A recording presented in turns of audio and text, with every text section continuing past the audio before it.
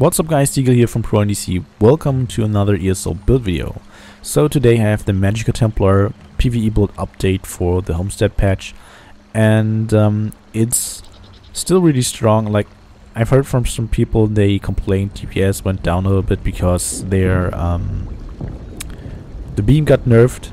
The radiant impression or radiant destruction in general, both mirrors got nerfed a little bit. You're still able to hit 70k plus crits with this setup. It's nice. You won't hit that all the time. Like, usually your maximum crits are around like 60 something k. And Magicka Templar is still really strong. I'm pretty sure a lot of you players out there have seen YouTube videos where people hit like 55k, 60k on first boss in Veteran of Larkash. I want to make something clear here and or like explain a little bit about videos like this. This is a DPS number, like 60k DPS on Magicka Templar in the first boss of Vimo is a really high number. Those are not fake numbers, but your team needs to be good. Your team needs to apply every buff and debuff like all the time. The uptimes of your buffs and debuffs need to be very high, so your team needs to be good. And also, if your team is good, there's certain mechanics in the fight that that certain sets will benefit from. So like best on slot, and I'm not using like the quote-unquote best on slot setup, which is 5 pieces Burning Spellweave, 5 pieces Moon Dancer, and 2 pieces Growthstar. Burning Spellweave is a set that I'm not really like super happy with. It is insanely strong, but the uptimes, I've checked them with my add-ons, and the uptimes, they are really not like bad, but I wish I had like a few percent more. I look at the average uptime of Burning Spellweave and VMOL on my Magicka Sorcerer, and it was around 55%. Like 60% was, like 61% was, I think, like the maximum that I got out of it. But still, most of the time it's like around 55, maybe 58%. 58 is nice, it's decent, that's enough. But 55%, sometimes a bit less, I'm not really happy with that, to be honest. And on the Magicka Templar, it's hard to have high uptime, and especially in execute, you need to be close to the enemy to proc Burning Spellweave, because maybe if you have if I swap bars, yeah, you can see I have a flame damage enchant on one of my swords. Maybe I can proc Burning Spellweave with this, and otherwise my Growthstar needs to proc, which also only has a 10% chance to proc. So I'm not really happy. And then it also only lasts for 5 seconds. So within these 5 seconds of the Growthstar proc, and then it has like what is an 10-second cooldown. Yeah, 10-second cooldown. So 5 seconds and then 10 seconds cooldown, and then it can proc again. It's not like the probability to proc Burning Spellweave is not that high. And as the first boss in Veteran of Larkash, you can get a really high Burning Spellweave uptime with any class because there's multiple targets. And if your team does an insane amount of damage, these targets will spawn faster. Because like at 80, 60, 40, and 20%, some tigers will spawn, the Sumatra Sencha, and then the tanks will pull them to the boss, so they will die of the AoE. So you have different AoEs. Like, for example, you have like your Reflective Light, which hits multiple targets. You have your Fire Blockade, and then you have your Growthstar, and these are all flame damage AoE skills, and they will hit multiple targets. So it's easier to have a high Burning Spellweave uptime. And then if you're also lucky with your Moon Dancer proc, you get the Shadow Blessing. Is it called Shadow Blessing? Yeah, Lunar Blessing and the Shadow Blessing. Yeah, the Shadow Blessing, which gives you more spell damage. If you have that up all the time, you will get good DPS numbers if you get the rotation done right. So, Burning Spellweave, I really do not like it on Templar, but if you're a bit lucky, you can get good numbers. And to be honest, I still do not like it. Usually, if you're really good at playing Magicka Templar, your single target DPS will be around 40 to 40 something k, maybe even a bit less, depends. But enough of that, I will get to my setup now. So I'm at 43 maximum Magicka.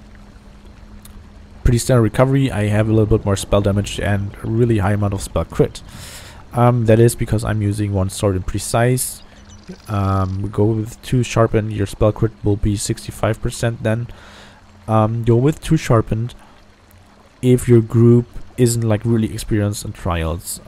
You can get a little bit more damage if you have one sword in precise, if your group can maintain all the debuffs, but trust me, even in good groups it's hard for them.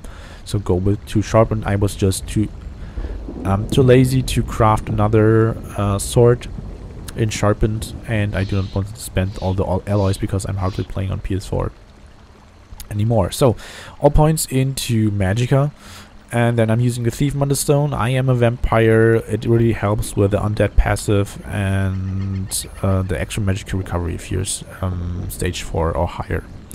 Max health and Magicka buff food. And yeah, that's about it for stats. Let's have a look at the gear. I used a very similar setup at the beginning of one Tamriel.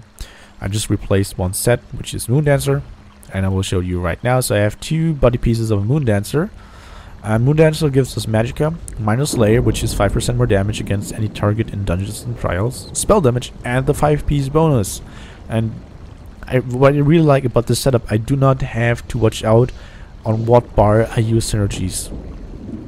So I have Moondancer active on both bars all the time, and when I activate a synergy, I gain either a Shadow or a Lunar Blessing, and this increases my spell damage or my Magicka recovery by 448 for 30 seconds. The thing about this, you activate it, you get the blessing.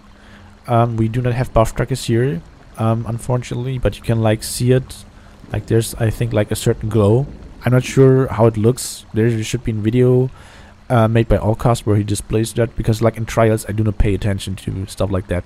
And when I run trials on PC, I have my buff tracker, which shows me if I have my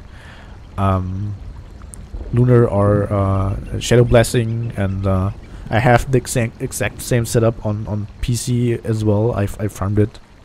Took me a bit, but yeah, I have everything there as well. And like if you activate another synergy while you still have a blessing, it won't do anything. So you need to wait those 30 seconds, and then you can activate another synergy to get maybe the same or a different blessing. So it gives you a ton of spell damage, but also a ton of resource management, which is really nice.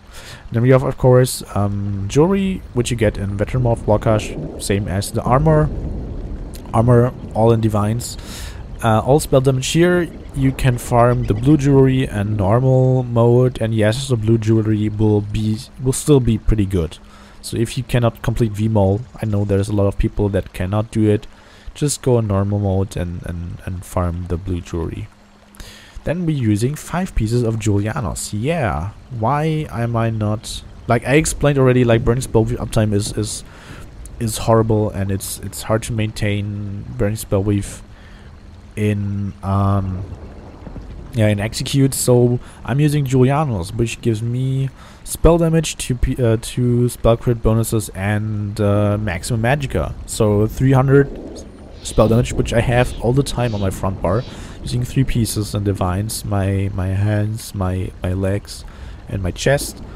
And the good thing is, since Julianos is craftable, if you have like a Divines light Grothar shoulder and like light Grothar head and Divines, you can still use this setup. So it's really nice, because you can like craft a heavy chest and medium legs, and you're good to go. And you still have the 511 set P as like Undaunted bonus, and of course Julianos stuff in the back bar, so I'm not using losing too much spell damage. No, I'm only using the spell damage, not all the spell crit. And then 2 swords of Julianos. Like as I said, like one is precise, but you should only run this in a very good group with a flame damage enchant, and 1 sword is sharpened. So go both sharpened if you're doing anything else like normal dungeons and trials with like a decent group. Go sharpened. Sharpened is like much safer. So yeah, I'm using Juliano's swords, which is also nice because I can craft the swords, and like the difference is not that big. I've seen like 55 to 57k DPS with this exact same setup on different people. Like I'm sorry, on PC I'm not max CP yet, so I cannot show you any like good damage numbers, but this setup is really strong. It's like not far behind Burning Spellwave and Moondancer because I'm only replaceable on set. The good thing is you do not have to farm Moondancer swords because you can craft your weapons. If you have like a Maelstrom staff and sharpened on the back bar, you can use it. You will lose a bit spell crit, but you do not lose a lot of spell damage on the back bar, which is also really nice. And then I'm using Grothdar here for AoE fights. However, Templar has a lot of AoE abilities like Ritual of Retribution, like your Blockade, your Blazing Spear, your Reflective Light, and your jabs. Like almost everything you use is AoE. Like every ability except for my Execute is AoE. Even my ultimates are AoE. So you do not like really need Grothdar. It helps in certain fights for like, for example, like Ethereal Archive hard mode, but and most of the time I use a different monster set, and people will think I'm crazy, but I was able to maintain my resources with Magicka. And yes, I got this from Hamrami.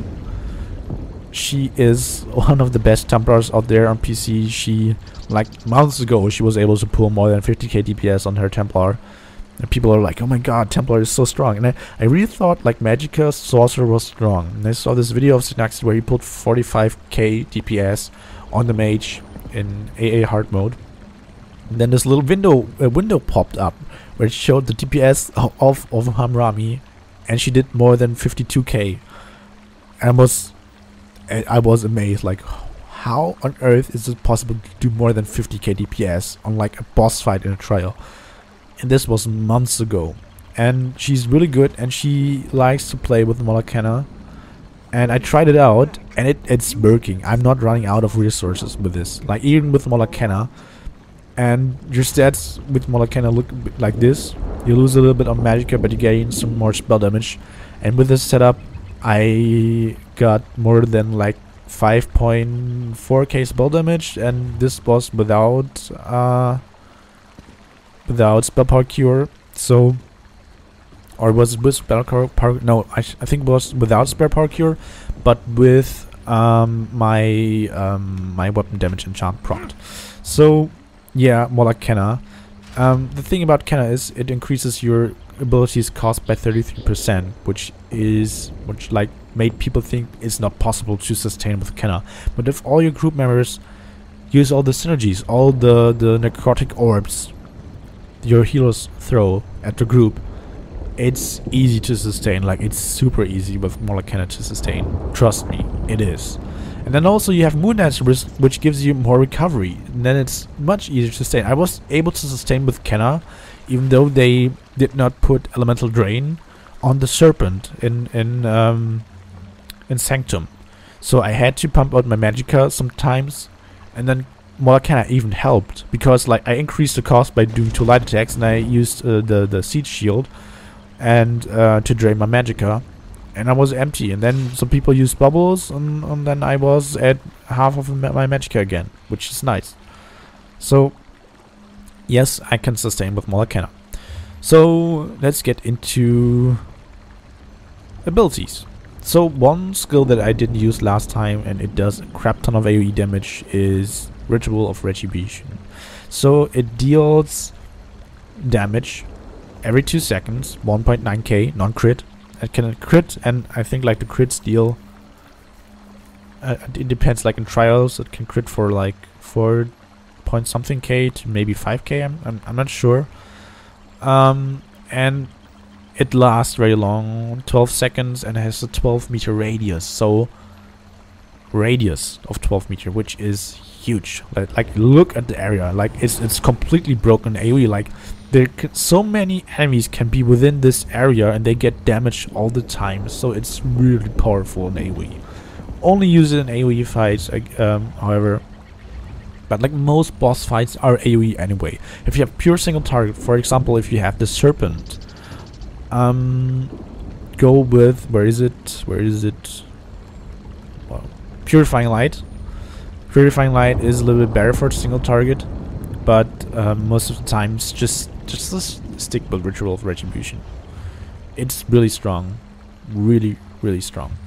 Main damage ability, like always, puncturing sweeps. Is AoE, heals you. Yeah, it's great. Reflective light, a dot we want to keep up all the time.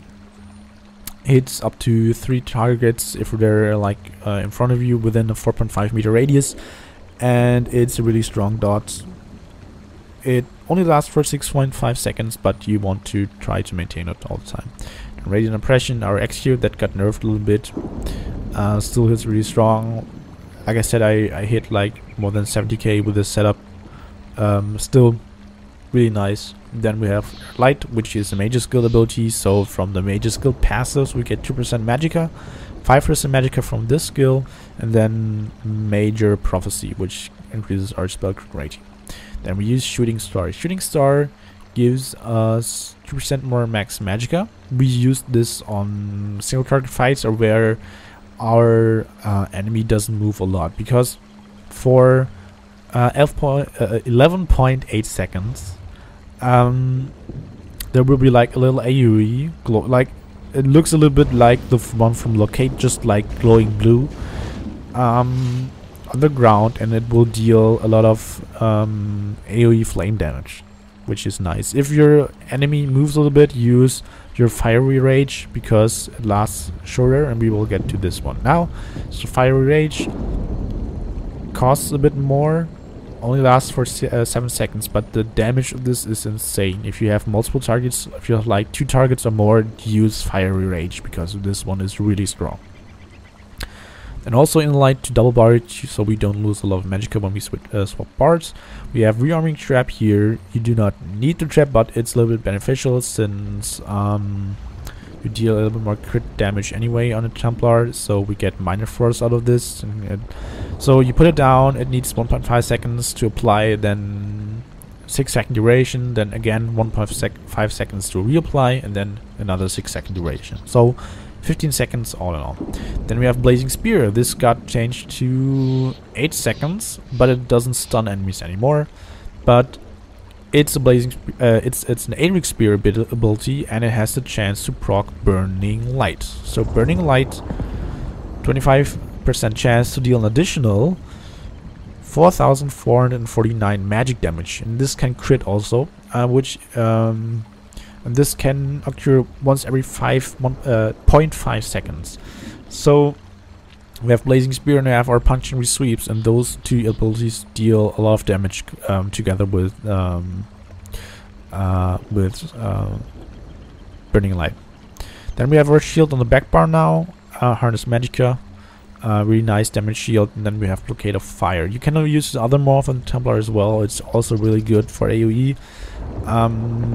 However, I want to maintain a higher uptime on my Blockade to do more AoE damage, so I'm using the longer duration morph.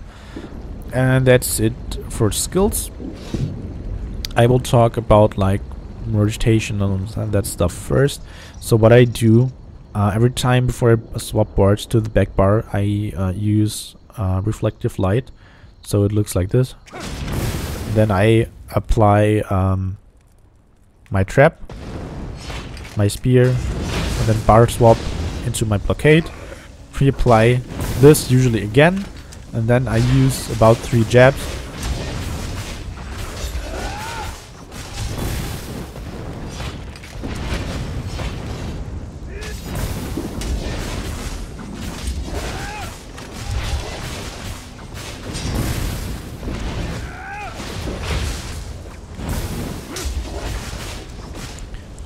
You do not have to like always reapply your reflective light, but you can see like the crit damage itself is not that bad. It crits for like more than 16k in a trial, but it's still really good damage.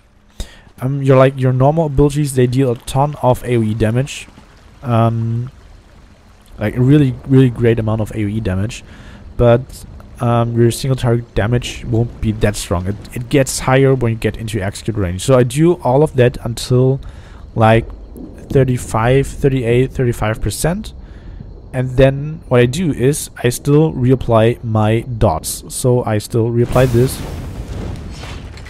and then I start beaming. But what's also really important, what I completely forgot right now, is light attack beam. So you proc your weapon damage enchant, which is really important. Really important. So normally your rotation would look a bit like this. So